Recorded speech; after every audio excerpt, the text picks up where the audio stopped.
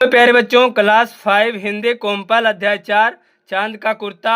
हटकर बैठा चांद एक दिन माता से यह बोला, सिलवा दो माँ मुझे ऊन का मोटा एक झिंगोला।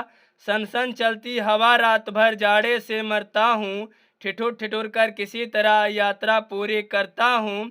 आसमान का सफ़र और यह मौसम है जाड़े का, ना हो तो ला दो दो कुर्ते ही कोई भाड़े का। बच्चे की सुन बात कहा माता ने, अरे सलोने कुशल करे भगवान, लगे मत तुझको जादू टोने। जाड़े की तो बात ठीक है पर मैं तो डरती हूँ, एक नाप में कभी नहीं तुझको देखा करती हूँ।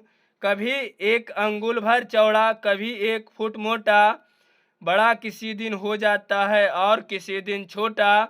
घटता बढ़ता रोज किसी दिन ऐसा भी करता है, नहीं किसी की भी आँखों को दिखलाई पड़ता है। अब तुम्हें तो बता नाप तेरी किस रोज लिवाए, सीधे एक झिंगोला जो हर रोज बदन में आए। इस कविता का अब हम हिंदी अर्थ में समझेंगे कि एक दिन चांद जिद करके अपनी माँ से कहता है कि माँ मेरे लिए ऊन का एक ढीला ढाला कुर्ता सिलवा दो। रात भर जोर जोर से ठंडी हवाएं जो चलती है उससे मुझे ठंड लगती है और मैं ठिठुरते हुए अपनी यात्रा पूरी करता हूँ। जाड़े के मौसम में आसमान का सफ़र बहुत ही कष्टदायक होता है। अगर कुछ ना कर सको तो मुझे किराए का कुर्ते ही लाकर दे दो। माँ ने बच्चे की बात सुनकर कहा कि अरे मेरे प्यारे पुत्र, भगवान करे तुम कुशल पूर्वक रहो, तुम पर जादू टोने का कोई प्रभाव ना पड़े। जाड़े के कारण तो तुम्हें ठंड लगती है, यह बात तो सही, पर मुझे तो यह डर है कि मैं किस नाप का कुर्ता बनवा कर दूँ। तुम्हारा आकार तो प्रतिदिन घटता बढ़ता रहता है। फिर चांद की माँ कहती है, तुम कभी तो 1 अंगुल चौड़ा हो जाते हो और कभी 1 फुट मोटे। तुम किसी दिन बड़े हो जाते हो तो किसी दिन छोटे और किसी दिन तो तुम दिखलाई भी नहीं पड़ते।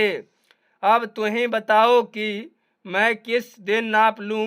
मैं सोचती हूँ कि एक ऐसा झिंगोला सिलवा दूँ जो तुम रोज पहन सको। इसका हिंदी अर्थ हुआ। अगला इसका लेखक हमारे हैं रामधारी सिंह दिनकर जी। एक बार कविता को और हम पढ़ लेते हैं। हटकर बैठा चांद एक दिन माता से यह बोला, सिलवा दो माँ मुझे ऊन का मोटा एक झिंगोला।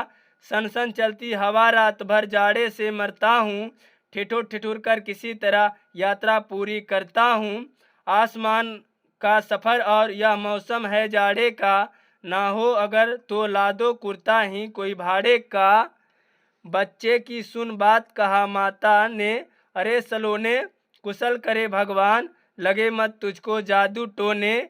जाड़े की तो बात ठीक है पर मैं डरती हूँ, एक नाप में कभी नहीं तुझको देखा करते हूँ। कभी 1 अंगुल भर चौड़ा कभी 1 फुट मोटा, बड़ा किसी दिन हो जाता है और किसी दिन छोटा।